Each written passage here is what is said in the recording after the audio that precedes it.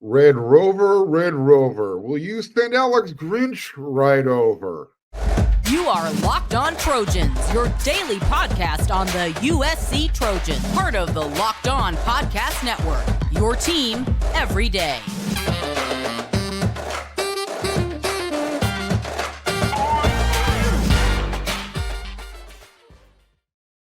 Fight on, everyone. I'm your host, Mark Holkin, and thank you for making the Locked On USC your first listen every day. Whether you're watching on YouTube or wherever you like to download your podcast, we are free. I continue to appreciate your support. You can show your appreciation. It's free. It's easy. If you're watching on YouTube, click that red subscribe button. Don't forget to hit that thumbs up button. I know you're going to do that, and I don't want you to miss one episode this week. 5 times a week, Monday through Friday. Hit that bell notification button. This episode is sponsored by Game Time. Game Time. Download the Game Time app, create an account, and use code LOCKEDONCollege for $20 off your first purchase.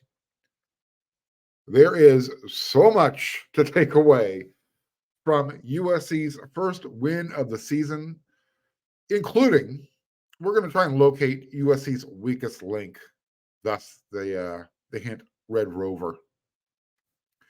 You can see on today's rundown, we're going to be talking about Game 1, USC's 56-28 victory. First segment, reaction, the defense. Second segment, the offense. Third segment, we're going to find out exactly who Zachariah Branch and the special teams are all about for USC this year. Number one, and the most important takeaway, let's not forget this. The Trojans are 1-0.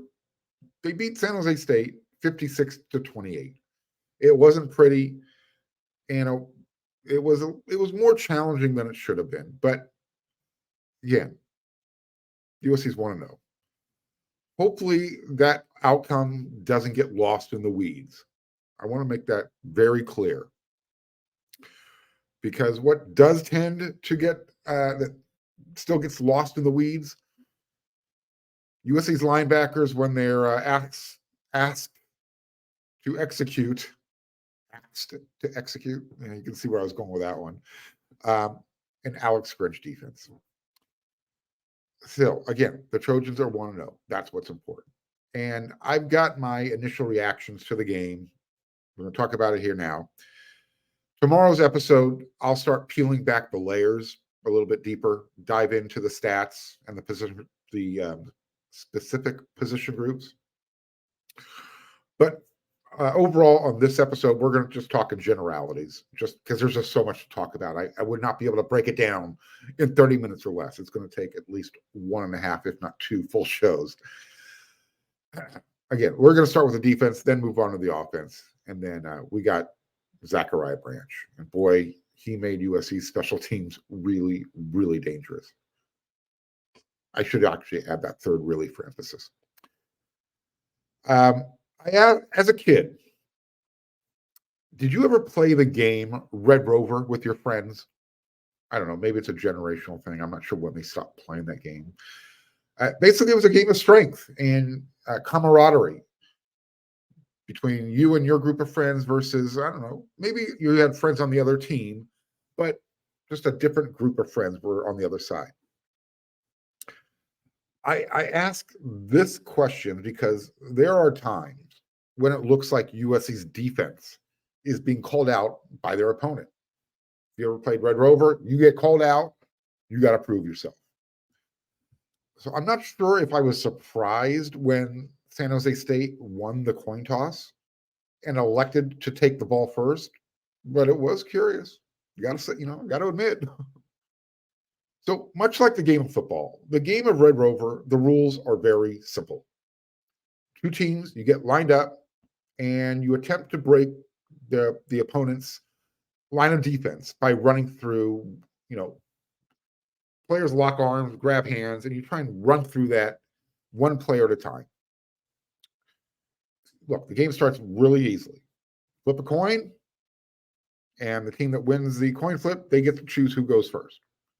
Then that team, they're going to decide who from the other team they want to call over, and they shout out the words, Red Rover, send to San Jose State on over. San Jose State, they come, we're talking in theory now, one player, they come running over and they're looking for USC's weakest link. And they want to break through those locked hands of those two teammates, so to speak. Football is a very simple game as well. The goal is to find a way and break through the opponent's lineup on defense and score points. One strategy is to run as hard as you can between two players, see what happens, hope for the best. But when USC has a team of bigger, stronger, and faster players, then the team like San Jose State, those smaller guys, they need an even simpler strategy. Locate and start attacking the weakest part of the defense. USC's weakest link under Alex Grinch's defense in 2022 was its ability to tackle. The other weak link was not having enough players to win the game. Both of those weak links, were addressed during the offseason. But there's still one constant that remains, and that's defensive coordinator and the scheme. Now, I'm not ready to, like everybody else, ride Alex Grinch out of town on a rail, because let me remind everybody, the defense did force 7 punts, and they had at least 4 3-and-outs. They had at least 3 in a row. I know that. So whether it was 4 or 5, I don't know. The defense did what Mason Cobb was hoping they would do earlier in the week when he spoke to the media. They got a bunch of 3-and-outs. They forced 7 punts. That's pretty good. I predicted that the final score of the game was going to be USC 63, San Jose State 23. What really sticks out in everybody's mind, including mine and Lincoln Riley's and everybody who watched the Spartans' second touchdown of the first half. But Riley said it right after the game. It's good to be 1-0, no matter what the score was tonight. A lot to be excited about, but a lot of work to do. Excited about a lot of the things that I saw out there. Biggest disappointment was the end of the first half. The solid punt and then the busted coverage there on the last play before half was inexcusable. Finishing in those moments when you have a solid half and to give a team momentum like that coming in was obviously very disappointing, end quote. Those are Lincoln Riley's words. We all agree. So there you go. Take that touchdown off the board, including having a better series on offense from USC prior to that, and boom, Mr. Culkin was right in the neighborhood. So look, being overly aggressive and not executing in game one is to be expected. Lincoln Riley continued. I think the penalties and then the busted coverage before the half, those are the things. You take what had the makings of being a good defensive performance, but those are the mistakes you've got to correct. Those are the self-inflicted errors, especially the penalties and especially the busted coverage before half. And a handful of those drives had no momentum. Those penalties come on big plays, and you can't give a good quarterback like that multiple opportunities. I like the way some of the young guys flew around. We had some young guys that made some young guy mistakes too, which that's a little bit to be expected. But so you've got to continue to grow. Excited about what we can be, but we have a lot of work to do, end quote. But from my view, it wasn't always the young guys who were overly aggressive. And it happened at every level. The defensive line, linebackers, secondary. Experienced veterans were doing this. But yes, the penalties that kept extending drives, those do need to get cleaned up. It's good to know USC's defense can turn over the other team with 3-and-outs because USC did not create any of those traditional types of turnovers that we saw last year. So there's a balance there. Maybe USC is turning the page. The tackling by far was significantly better this year than what we saw last year. And, like I said at the top of the segment, you don't want to get lost. You don't want the defense's overall performance to get lost in the weeds. But the brush in the position, the rush end actually looked really good. That was another area of Alex Grinch's defense that didn't look too hot last year. Anthony Lucas and Jamil Muhammad, they both made some impact plays. So while the San Jose State Spartans quarterback had he's got 6 years of experience. He's playing his 6th year now. It was slightly disappointing to only see USC's defense sack him one time. Now, with that said, USC's defense did get credit for 7 tackles for loss. So there's work to be done, right? Again, the rush end position looked good. You're getting the tackling look significantly better. There's some stuff to clean up. And again, we need to start focusing on Alex Grinch's scheme. It doesn't need to be exotic all the time. Sometimes keep it simple, stupid really does work the best, especially when you're bigger, stronger, and faster. On tomorrow's show, I'm going to talk more about each position group more in depth. Again, instant reaction today, defense, that one's in the books. There you go.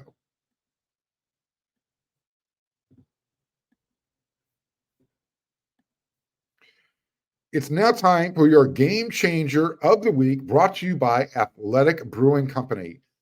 Much like Zachariah Branch's kickoff return for a touchdown, Athletic Brewing has completely changed the non-alcoholic beer game. His name is Zachariah Branch, and he had 2 near punt returns for touchdowns, but that was only surpassed by his 96-yard kickoff return for a touchdown that sent a message to not only San Jose State, but future USC opponents that now USC can score points right after you score points against USC's defense. In the Trojans' 56-28 win over San Jose State, Branch led USC in receiving, scored the first touchdown of his career, became the first USC player since Adoree Jackson back in 2016 to record a receiving and a kickoff return touchdown in the same game. He was also the first USC true freshman to record a kickoff touchdown since Jackson did the same thing back in 2014 in Nebraska back in the Holiday Bowl. Athletic Brewing makes non-alcoholic beers that actually taste good. You can find Athletic Brewing Company's non-alcoholic brews at a store near you or buy them online at athleticbrewing.com. First-time customers can use Locked On to get 15% off your first order. That's code Locked On. LOCKEDON at checkout for 15% off athleticbrewing.com. Near beer. Exclusions and conditions apply. Athletic Brewing Company, fit for all times.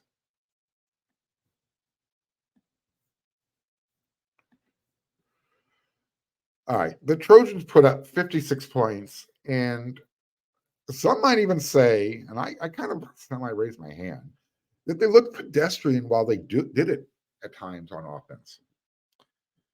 Caleb Williams is still doing Caleb Williams stuff. He did his thing. By the time he left the game with 11 minutes remaining in the fourth quarter, he had put up 278 yards of passing, 4 touchdowns, and he was completing nearly 70% of his throws. Typical Caleb Williams day.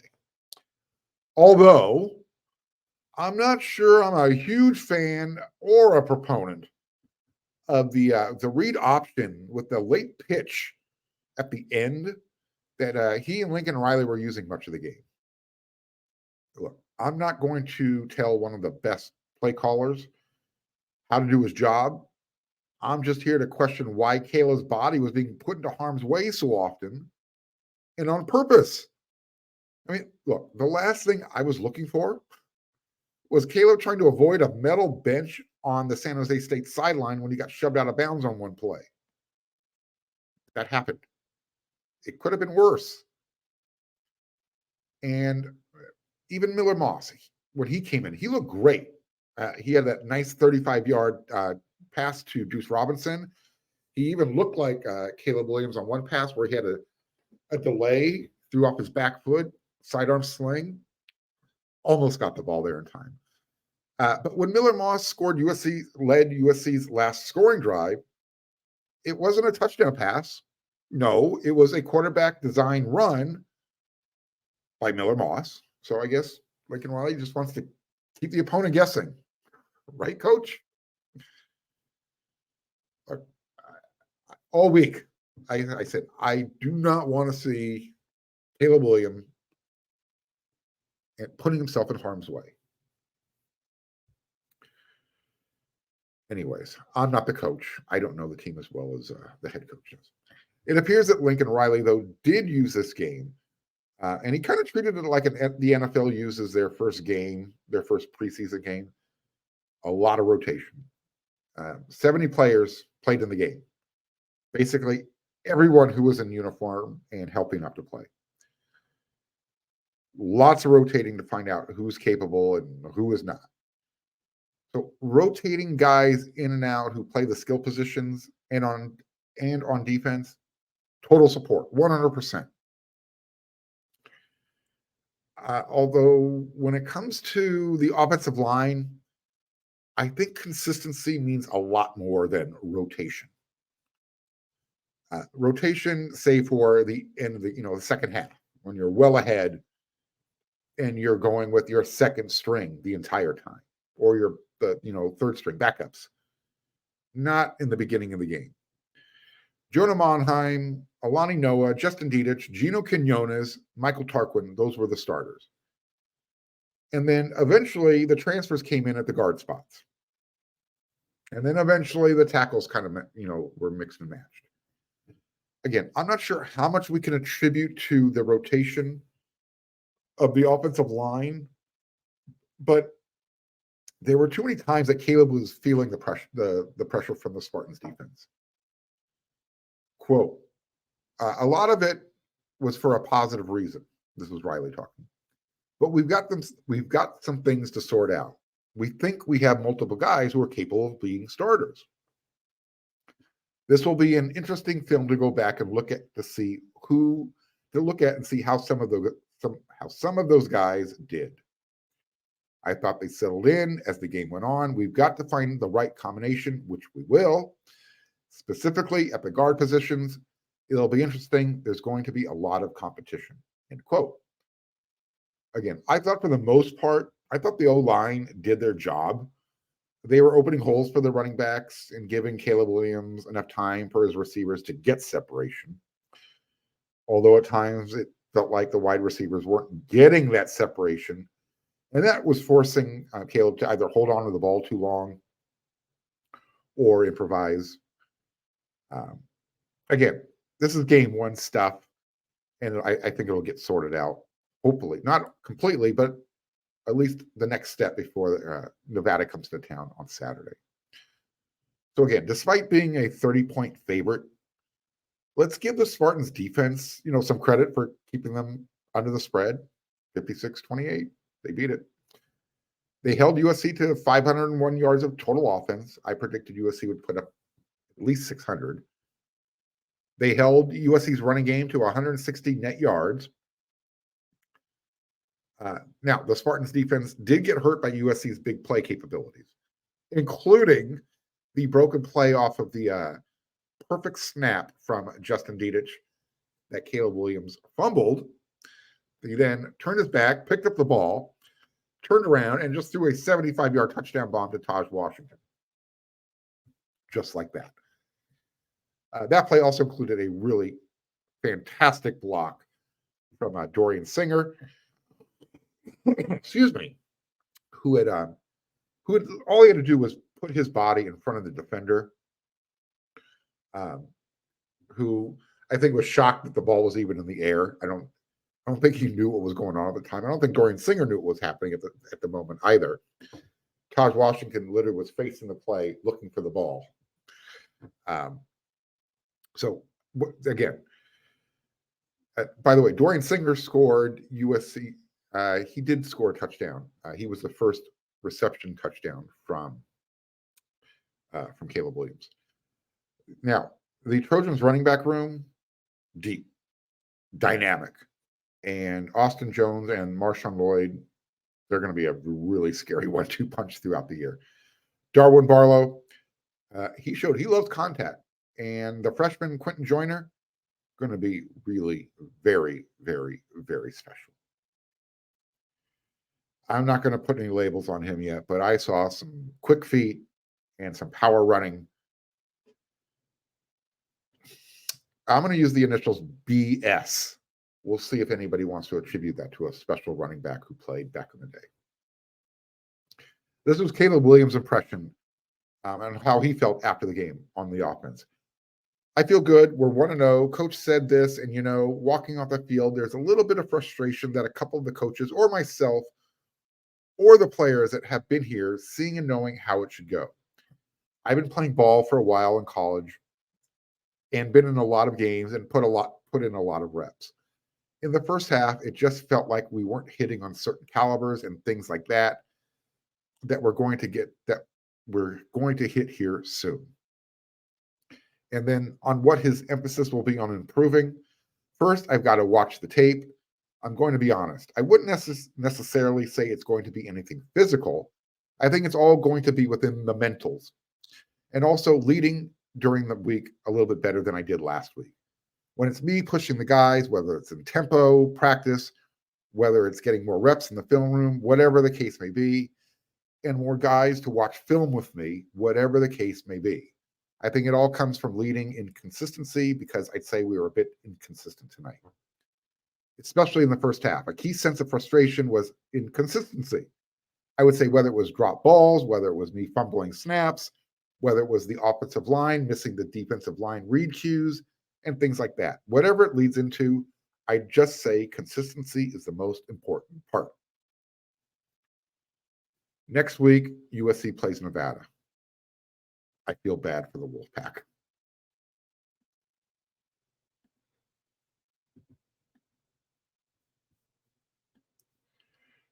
Trojan fans, I need you to stop stressing over to try to get tickets like you're stressing out over Alex Grinch's defense. Download the Game Time app. With killer deals on last-minute tickets and their best price guarantee, you can stop stressing over the tickets and start getting hyped for all the fun you're going to have. Trojan bandwagon fans, forget planning months in advance. Game Time has deals on tickets right up to the day of the event. Get exclusive flash deals on tickets for football, basketball, baseball, concerts, comedy, theater, and more. The Game Time guarantee means you'll always get the best price. If you find tickets in the same section and row for the less, Game Time will credit you 100% of the difference. It's the fastest growing ticket app in the country for a reason. Get images of your seat before you buy so you know exactly what to expect when you arrive. Buy tickets in a matter of seconds. 2 taps and set, boom, you're done. Tickets are sent directly to your phone, so you never have to dig through your email. Snag the tickets without the stress with Game Time. Download the Game Time app, create an account, and use Locked On College for $20 off your first purchase. Terms apply. Again, create an account and redeem code Locked On College. You're going to get $20 off. Download Game Time today. Last minute tickets, lowest price, guaranteed.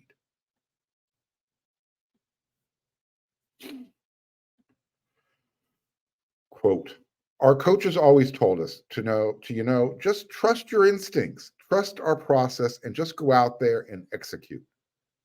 Once I touched the end zone, the crowd turned me up a little bit. That was freshman Zachariah Branch.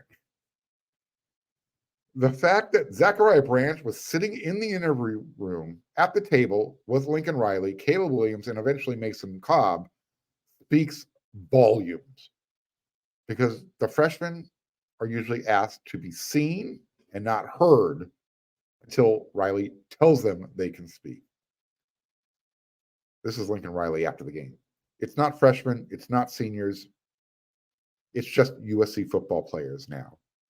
And felt like he earned it. Riley continued. He made an impact on offense, made an impact on special teams. I thought he did a good job not trying to do too much, which guys in their first game sometimes will do. This is all he did. Branch finished with 4 receptions for 58 yards and a touchdown reception. He had 232 all-purpose yards in the game, and that included a 96-yard kickoff return at the end of the third quarter. And it came it could not have happened at a better time, because San Jose State literally had just cut USC's lead to 35-21. And boy, did they need that spark, because you could kind of sense the crowd was like, oh boy, here we go. This is what Russian Jamil Mohammed said. He just knew Branch was going to return a kick for a touchdown in the game. And Jamil barely saw Zach, because he didn't get to see, he saw the end of it, but he was kind of working when it was going down. He was doing his job. This is what he said after the game, though. The guy I was blocking was like, oh, he's gone. I wish I had the clip. That's why I turned around and was like, oh yeah, he out. We both watched it. I think he enjoyed it as much as I did. He was referring to the San Jose State Spartan that he was blocking before Zachariah ran by the both of them. Jamil Mohammed also said that when he was asked to compare Zachariah Branch to former players, he brought up the name D'Anthony Thomas. It's wild. It's going to be scary. When I get the chance, I'm going to remind Jamil Mohammed that D'Anthony Thomas was almost a USC Trojan until he wasn't. So he needs to find a different comparison. I understand where he was at, though. Jamil also said Branch doesn't take part in picking out comparisons. He just sits there and laughs at us. He's young. I don't even think he knows what he did tonight, but I do, end quote. Zachariah was everything you wanted good with special teams play. He was good on punt return. He almost broke a couple. And he was really good on kickoff return. But I think Lincoln Riley started to show his frustration in the fourth quarter, late in the game, when his team failed to recover that onside kick. And while that might have been the impetus for his aggressive tongue lashing of the Pac-12 officials, deservedly so, by the way, here's what I'll defend Lincoln Riley with regards to special teams. At least he knows the rule book, right? He was trying to get the officials who screwed up twice on that one play to, his intent was taking it out on the officials, was to cover up for his players and their lack of aggressive approach to recovering the ball. Number one, it was the San Jose State player touched the ball first. And number two, there was also an illegal block by the Spartan player before the ball went 10 yards. So right there, the play is dead, null and void. But again, none of that matters if just someone on USC's special teams, good hands team, goes in and attacks the high bounce and collects the football. I mean, they called a timeout before the onside kick. So I don't know. Look, the side of the table that keeps calling for a full-time special teams coach, that voice is going to keep getting stronger and stronger and stronger. Dennis Lynch, his 8 point after attempts, perfect. As I mentioned, there weren't going to be any field goal attempts in this game. However, his kickoffs were, look, I don't think they were what everyone was anticipating. It's a nice way of putting it. The first one was a very short kick. And look, I tried playing kicker in high school. I was a kicker in high school. From my seat, I think he tried to make up for his first attempt, and he overkicked it because it ended up being a really strong squib kick that ended up out of bounds, and San Jose State started at the 35-yard line. So it's going to be interesting to see if I guess on the flip side, let me just switch gears, because USC now has a scary person. They've got more than one scary. Raleigh Brown also can return kicks. But with Zachariah Branch back there, it's going to be interesting to see if the opponents want to start adjusting their kickoffs against USC. Because if you say, all right, well, let's just kick it short, you got to make sure you're kicking it short enough or deep enough that it's going to get past the 25-yard line, that if you're forcing the fair catch, USC starts at the 25. But if you kick it too short and one of the up guys fair catches it, now USC is going to start, at the 30 to the 35 yard, or wherever it is past the 25. Because Zachariah Branch is fast enough to get under the kick and still return it if you even try and kick it short. So a lot of good, a little bit of bad, a little bit of ugly with the special teams. Overall, a lot to take away from the USC's first win. Defensively, offensively, special teams, 56-28. Was it pretty? No. Could it have been better? Yes. Will there be improvement from game 1 to game 2? We anticipate so. Look, I'm going to break it down even more on tomorrow's episode of Locked on USC. That's where you're going to be back here. That's why you come back 5 times a week. And I look forward to seeing you on that next episode of Locked on USC. When you're done here, head on over to wersc.com. We have got so much written content from me, Eric McKinney, Scott Schrader, Chris Arledge, Marshall Levinson, Greg Katz. You are covered. But again, you're always going to start your day with Locked on USC. So until then, everyone, you know what to do.